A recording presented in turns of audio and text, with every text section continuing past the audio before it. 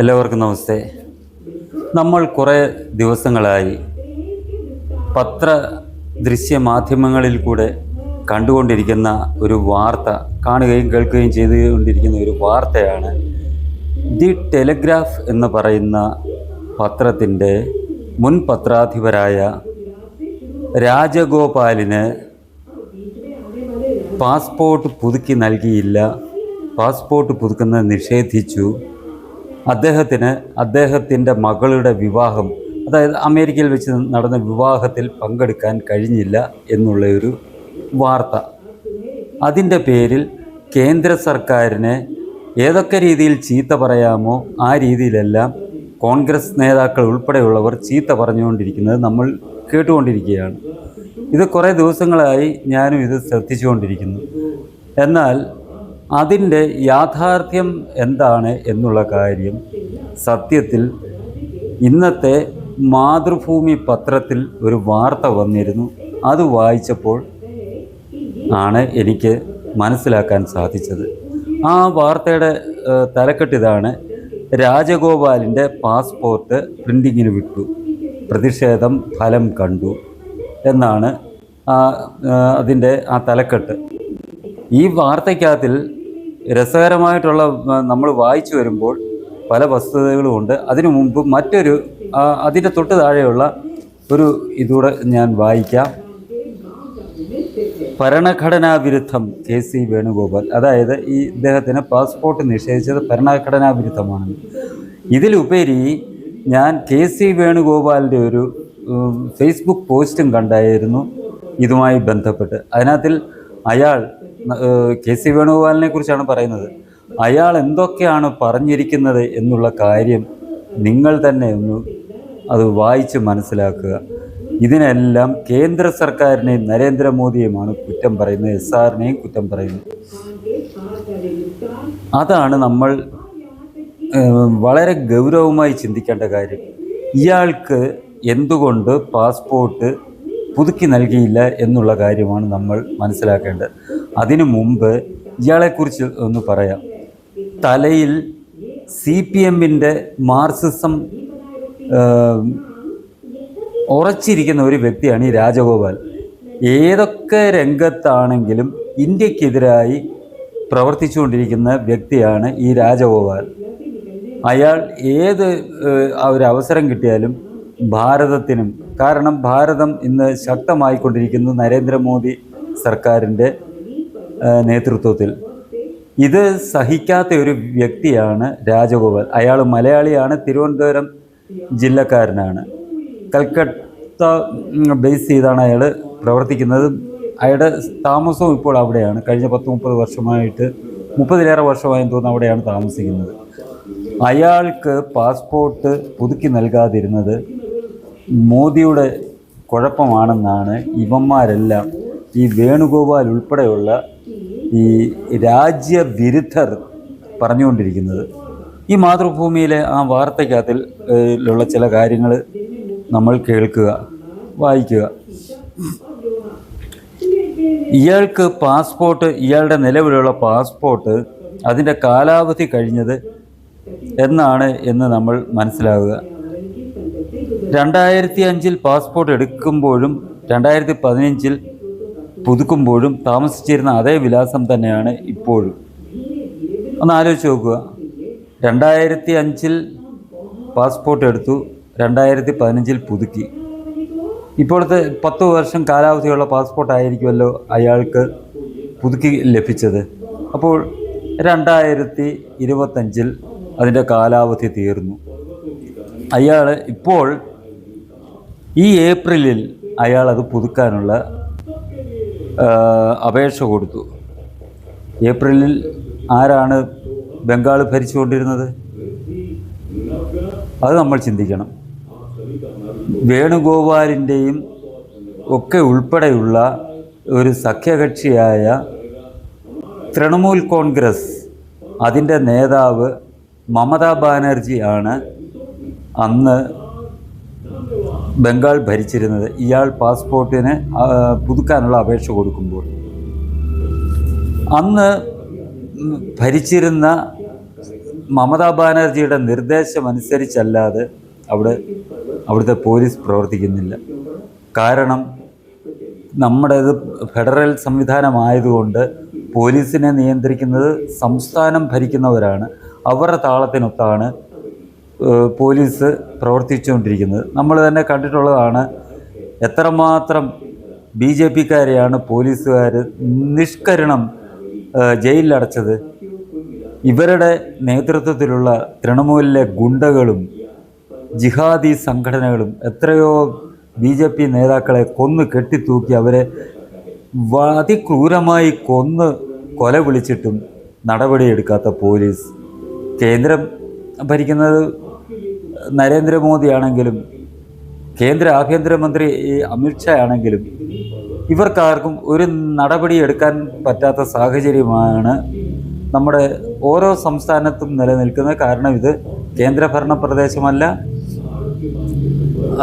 സംസ്ഥാനങ്ങളുടെ ഭരണത്തിന് കീഴിലാണ്, സംസ്ഥാനങ്ങളുടെ നിയന്ത്രണത്തിലാണ് പോലീസ് ഉള്ളത്. അപ്പോൾ ഇങ്ങനെയുള്ള മമതയുടെ പോലീസാണ് ഇയാൾക്ക് പോലീസ് വെരിഫിക്കേഷൻ നടത്തി ക്ലിയറൻസ് സർട്ടിഫിക്കറ്റ് കൊടുക്കാതിരുന്നത്. നമ്മൾക്കെല്ലാം അറിയാം, ഒരു പാസ്പോർട്ട് ലഭിക്കണം എന്നുണ്ടെങ്കിൽ പോലീസ് വെരിഫിക്കേഷൻ നടത്തി അവർ റിപ്പോർട്ട് നൽകുന്നതനുസരിച്ചാണ് പാസ്പോർട്ട് നമ്മൾക്ക് അനുവദിക്കുന്നത്. ഇതിന് തയ്യാറാകാതിരുന്ന മമതയുടെ പോലീസ് ആണോ കുറ്റക്കാർ, മമതാ ബാനർജിയുമാണോ കുറ്റക്കാർ, അതോ നരേന്ദ്രമോദിയാണോ കുറ്റക്കാർ? ഇതാണ് നമ്മൾ ചിന്തിക്കേണ്ടത്. വസ്തുത ഇതായിരിക്കെ അവിടെ മമതാ ബാനർജിയും മമതയുടെ പോലീസുമാണ് ഇദ്ദേഹത്തിന് പാസ്പോർട്ട് ലഭിക്കാതിരിക്കുന്നതിനുള്ള പ്രധാന കാരണം എന്നുള്ളത് വ്യക്തമായ കാര്യമാണ്. ഇത് മറച്ചു വെച്ചുകൊണ്ടാണ് എന്നും രാജ്യവിരുദ്ധ പ്രവർത്തനം നടത്തുന്ന കേരളത്തിലെ മാധ്യമങ്ങൾ ഈ ഒരു വിഷയത്തിൽ ഇടപെട്ടുകൊണ്ട് ചർച്ച നടത്തിയതും ജനങ്ങളുടെ മുന്നിൽ തെറ്റിദ്ധാരണാജനകമായ വാർത്തകൾ പടച്ചുവിട്ടുകൊണ്ടിരിക്കുന്നതും. അവർ പറയുന്നത് SIR കാരണം അയാളെ വോട്ടർ പട്ടികയിൽ നിന്ന് ഒഴിവാക്കിയത് കൊണ്ട് കേന്ദ്ര സർക്കാർ പാസ്പോർട്ട് നിഷേധിച്ചു എന്നാണ് കേരളത്തിലെ ജനമോ അല്ലെങ്കിൽ അമൃത TV പോലുള്ള ദേശീയതയ്ക്ക് വേണ്ടി പ്രവർത്തിക്കുന്ന, രാജ്യത്തിന് അനുകൂലമായി പ്രവർത്തിക്കുന്ന ചാനലുകൾ ഒഴികെ മറ്റെല്ലാ ചാനലുകളും പടച്ചു വിട്ടുകൊണ്ടിരുന്നത്. പത്രങ്ങളും അതുതന്നെയാണ് ചെയ്തുകൊണ്ടിരുന്നത്. ഈ കഴിഞ്ഞ ഒരു ദിവസം ഏഷ്യാനെറ്റിലെ സർജിക്കൽ സ്ട്രൈക്കിൽ ഉണ്ണി ബാലകൃഷ്ണൻ എന്ന് പറയുന്ന ഒരു വിദ്വാൻ, അയാളെ ഞാൻ ശ്വാനപുത്രൻ എന്നേ വിളിക്കത്തുള്ളൂ, കാരണം അയാളുടെ കയ്യിലിരിപ്പ് അതാണ്. പണം കൊടുത്തു കഴിഞ്ഞാൽ അയാളുടെ ഒരു സഹോദരനുണ്ട്. ഈ രണ്ടവന്മാരും രാജ്യത്തിനെതിരായിട്ട് തന്നെയാണ് പ്രവർത്തിച്ചുകൊണ്ടിരിക്കുന്നത്, ഈ വാർത്തകൾ ചെയ്തുകൊണ്ടിരിക്കുന്നത്. ഇവന്മാർ രണ്ടുപേരും മാധ്യമത്തിലും ഉണ്ടായിരുന്നു. മാധ്യമത്തിലല്ല, ജമാഅത്തിൻ്റെ ചാനലായ മീഡിയ വണ്ണിലുണ്ടായിരുന്നു. അവിടെ ഇരുന്നുകൊണ്ട് ഇവർ ഈ ജമാഅത്തിൻ്റെ പണം മേടിച്ചുകൊണ്ട് ഇന്ത്യക്കെതിരായിട്ട് പ്രവർത്തിച്ചുകൊണ്ടിരുന്ന കക്ഷികളാണ്. ഇപ്പോൾ അവിടെ നിന്നും ഏഷ്യാനെറ്റിൽ വന്നെങ്കിലും അയാളുടെ ആ ഒരു രാജ്യവിരുദ്ധമായിട്ടുള്ള പ്രവർത്തനങ്ങൾ അയാൾ നിർത്തിയിട്ടില്ല. ഇയാളുടെ സഹോദരൻ, അയാളുടെ വേണു ബാലകൃഷ്ണൻ അങ്ങോട്ടാണെന്ന് തോന്നുന്നു പേര്, ഈ ശാനപുത്രന്മാരുടെ ഒന്നും പേര് ഓർത്തിരിക്കാൻ താല്പര്യമില്ലാത്തത് കൊണ്ട് ഞാൻ ആ പേര് ശരിക്കും ഓർക്കുന്നില്ല എന്നേ ഉള്ളൂ. ഇവർ രണ്ടും ഈ കേന്ദ്ര സർക്കാരിനെതിരെ വളരെ മോശമായിട്ടുള്ള രീതിയിലാണ് ഈ ഒരു വിഷയത്തിൽ സംസാരിച്ചു കൊണ്ടിരിക്കുന്നത്. ഇത് ജനങ്ങളെ തെറ്റിദ്ധരിപ്പിച്ച് കേന്ദ്രത്തിനെയും നമ്മുടെ രാജ്യത്തെയും അധിക്ഷേപിക്കുന്നതിനും നാണം കെടുത്തുന്നതിനും അന്താരാഷ്ട്ര സമൂഹത്തിന് മുന്നിൽ നാണം കെടുത്തുന്നതിനും വേണ്ടിയാണ് ഇവന്മാരെല്ലാം കേരളത്തിലെ ഈ മുമ്പ് ഞാൻ പേര് പറഞ്ഞ ആ രണ്ട് ദേശീയതയ്ക്ക് വേണ്ടി പ്രവർത്തിക്കുന്ന രണ്ട് മാധ്യമങ്ങൾ ഒഴികെ മറ്റെല്ലാം ചെയ്തുകൊണ്ടിരിക്കുന്നത്. അതിൽ നിന്ന് തന്നെ നമ്മൾ എന്താണ് മനസ്സിലാക്കേണ്ടത്? കേരളത്തിലെ ആ രണ്ട് മാധ്യമങ്ങൾ ഒഴികെ, അതായത് അമൃത TV യും ജനം TV യും ഒഴികെ പത്രരംഗത്ത് വന്നാൽ ജന്മഭൂമി ഒഴികെ മറ്റെല്ലാം നമ്മുടെ രാജ്യത്തിനെ നാണം കെടുത്തുന്ന വാർത്തകൾ മാത്രമാണ് പടച്ചുവിടുന്നത്. ഇതൊക്കെ കുറച്ച് ആളുകളെ കാണുകയുള്ളൂ എന്നുള്ള ഒരു ദുഃഖകരമായ വസ്തുതയും നമ്മളുടെ മുന്നിൽ നിലനിൽക്കുന്നുണ്ട്.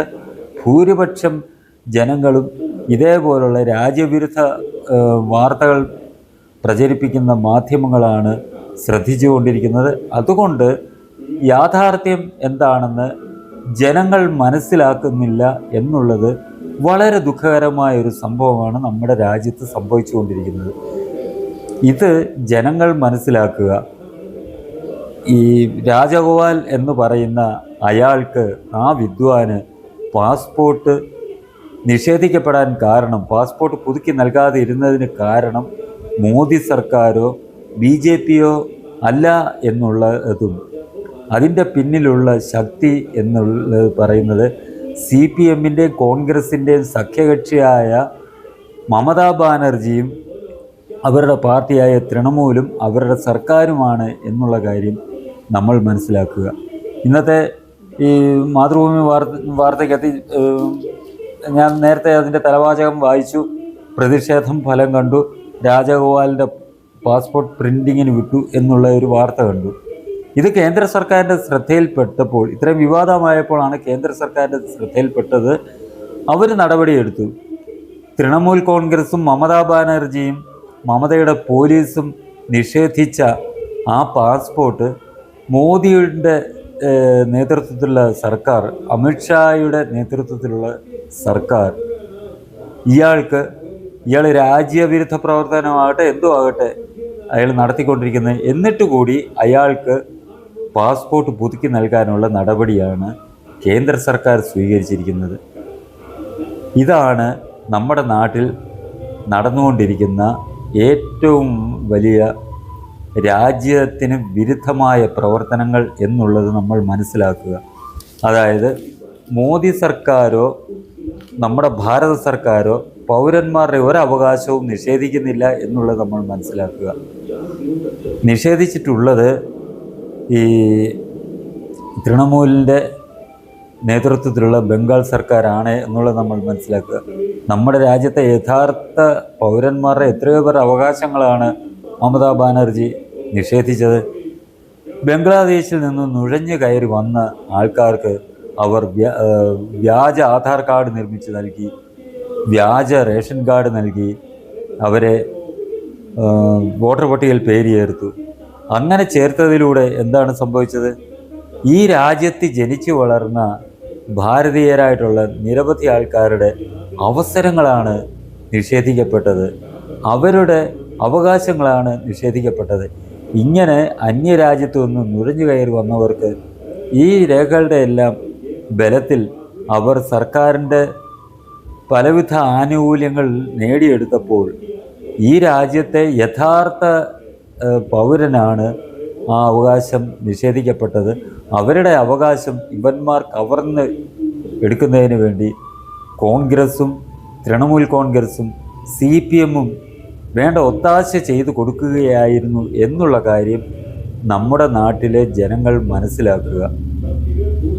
അത് മനസ്സിലാക്കി ഇവരെയൊക്കെ ഒറ്റപ്പെടുത്തിക്കൊണ്ട് നമ്മുടെ ദേശീയ ശക്തികളെ കൂടുതൽ ശക്തമാക്കാനുള്ള നടപടികളും നിലപാടുകളുമാണ് ഈ രാജ്യത്തെ സ്നേഹിക്കുന്ന ഓരോ പൗരനും കൈക്കൊള്ളേണ്ടത് എന്നുള്ള കാര്യം നമ്മളാരും മറന്നുകൂടാ. കാരണം നമ്മൾക്ക് എല്ലാം തരുന്നത് നമ്മുടെ ഈ രാജ്യമാണ്. നമുക്ക് പാകിസ്ഥാനിൽ ചെന്ന് ഒരവകാശവും നേടിയെടുക്കാൻ കഴിയുകയില്ല, ബംഗ്ലാദേശിൽ ചെന്ന് ഒരവകാശവും നേടിയെടുക്കാൻ കഴിയുകയില്ല എന്നുള്ള കാര്യം നമ്മൾ വിസ്മരിച്ചുകൂടാ. നമ്മൾക്ക്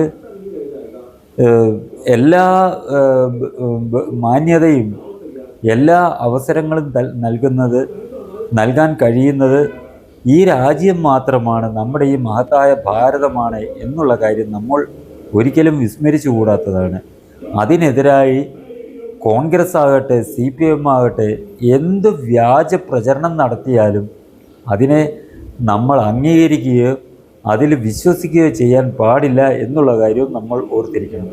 അതേപോലെ തന്നെ ഈ കേരളത്തിൽ ഇത്തരം വ്യാജ പ്രചരണങ്ങൾ നടത്തി നമ്മുടെ ദേശീയതയെയും രാഷ്ട്രത്തെയും അധിക്ഷേപിക്കാൻ അന്താരാഷ്ട്ര സമൂഹത്തിന് മുന്നിൽ അധിക്ഷേപിച്ചുകൊണ്ടിരിക്കുന്ന ഈ ദൃശ്യ മാധ്യമങ്ങളെ നമ്മൾ പുച്ഛത്തോടുകൂടിയാണ് തള്ളിക്കളയേണ്ടത് എന്നുള്ള കാര്യവും നമ്മൾ മറന്നു പോകാൻ പാടില്ല എന്നുള്ള കാര്യവും നിങ്ങളെ ഞാൻ ഓർമ്മിപ്പിക്കുകയാണ്. നമ്മൾക്ക് വലുത് നമ്മുടെ രാജ്യമാണ്. നമ്മുടെ രാജ്യത്തിൻ്റെ ആ ഒരു ശക്തിയാണ് ലോകത്തിന് മുന്നിൽ നമ്മൾ ഉയർത്തിക്കാട്ടേണ്ടത്. അല്ലാതെ ചൈനയുടെയോ പാകിസ്ഥാൻ്റെയോ ബംഗ്ലാദേശിൻ്റെയോ ശക്തിയെല്ലാം നമ്മൾ വർദ്ധിപ്പിക്കാൻ ശ്രമിക്കേണ്ടത്. കോൺഗ്രസിൻ്റെ CPMൻ്റെ ലക്ഷ്യം അതൊക്കെ തന്നെയാണ് എന്നുള്ള കാര്യം നമ്മൾ മനസ്സിലാക്കുക. അവർ അതിനായി നമ്മുടെ രാജ്യത്തെ അസ്ഥിരപ്പെടുത്താൻ ശ്രമിച്ചുകൊണ്ടേയിരിക്കും. ഇപ്പോൾ ഏകദേശം ഒരു 10-12 വർഷമായി അത് അവർക്ക് സാധിക്കുന്നില്ല എന്നുള്ള ഒരു വിഷമം ഇവർക്കെല്ലാം ഉണ്ടാകും എന്നുള്ള കാര്യം നമ്മൾ അഭിമാനത്തോടു കൂടി നമ്മൾ മനസ്സിലാക്കി നമ്മളുടെ സ്വാഭിമാനം ഉയർത്തിപ്പിടിക്കുന്ന നമ്മുടെ ഈ രാജ്യത്തെ നയിക്കുന്ന ഈ പ്രധാനമന്ത്രിയെയും അദ്ദേഹത്തിൻ്റെ സഹമന്ത്രിമാരെയും നമ്മൾ പൂർണ്ണമായി പിന്തുണച്ചുകൊണ്ട് അവർക്ക് എല്ലാവിധ പിന്തുണയും നൽകി നമ്മൾ രാജ്യത്തിൻ്റെ യശസ് ഉയർത്തിപ്പിടിക്കാനാണ് ശ്രമിക്കേണ്ടത്. ഈ ചാനൽ നിങ്ങൾക്കിഷ്ടമായെങ്കിലും പുതിയ വീഡിയോകൾ ലഭിക്കുന്നതിനും ചാനൽ സബ്സ്ക്രൈബ് ചെയ്യുക. തുടർന്നു വരുന്ന ബെൽ ബട്ടണുകളിലും അമർത്തുക.